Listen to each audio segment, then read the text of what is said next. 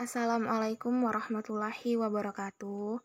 Kami dari kelompok 1, Psikoneurologi, yang beranggotakan saya sendiri, Fitri Nurlaila, dan rekan saya, Rima Anjeni, akan membahas mengenai dasar-dasar biologis dari perilaku. Nah, materi yang pertama yaitu sistem saraf. Sistem saraf manusia merupakan jaringan saraf yang saling berhubungan dan kompleks. Sistem saraf ini mengkoordinasikan, mengatur, dan mengendalikan interaksi antara seorang individu dengan lingkungannya. Sistem saraf merupakan struktur pusat pengatur yang tersusun oleh miliaran sel-sel neuron yang berorganisasi dengan berbagai macam jaringan. Sistem saraf terbagi menjadi dua tipe sel, yaitu neuron dan neurologia. Neuron merupakan struktur dasar dan unit fungsional pada sistem saraf.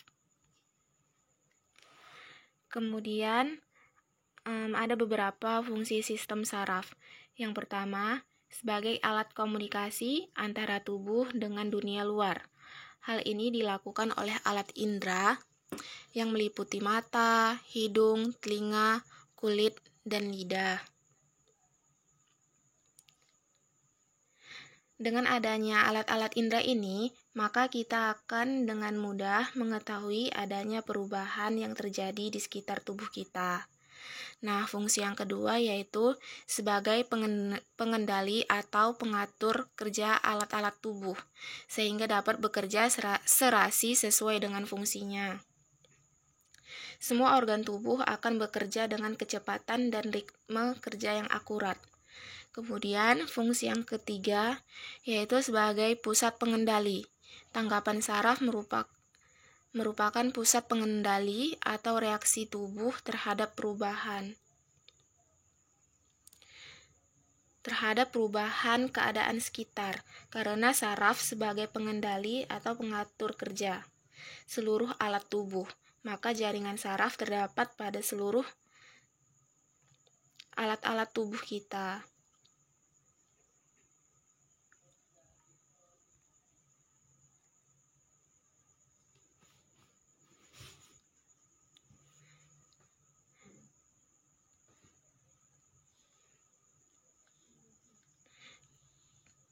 Kemudian ada penyusunan sel saraf. Yang pertama adalah dendrit.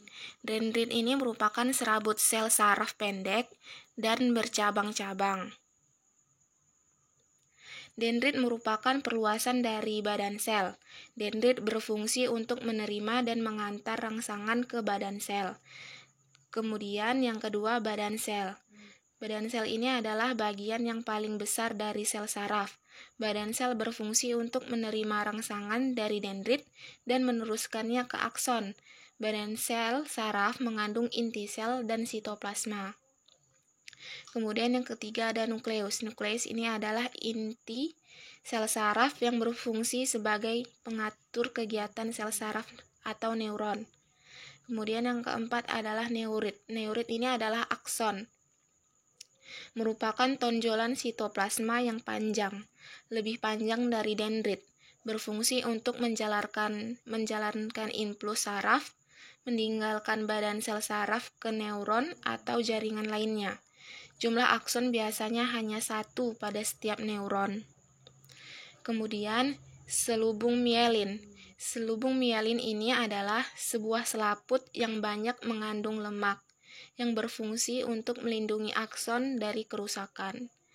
Selubung mielin bersegmen-segmen. Lekukan di antara dua segmen disebut nodus Ranvier. Kemudian yang keenam,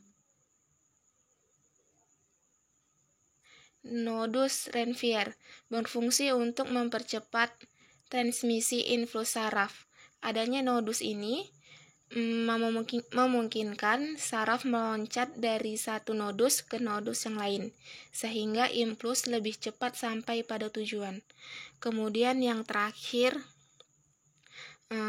ada sinapsis. Sinapsis ini merupakan pertemuan antara ujung neurit atau akson di sel saraf satu ujung. Pada setiap sinapsis terdapat celah sinapsis. Pada bagian ujung akson terdapat kantong yang disebut bulbus akson. Kantong tersebut berisi zat kimia yang disebut neurotransmitter.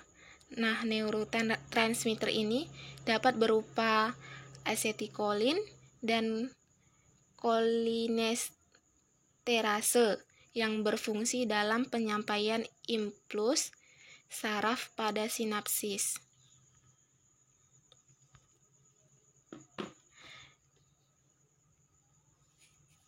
Kemudian materi mengenai neuron akan dibahas oleh teman saya, Rima Anjani.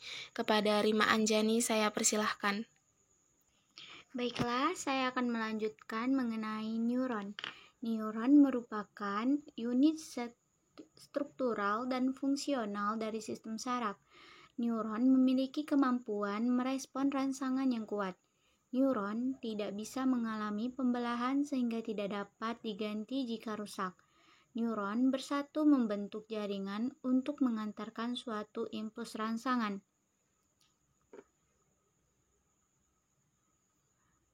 Selanjutnya adalah jenis-jenis neuron.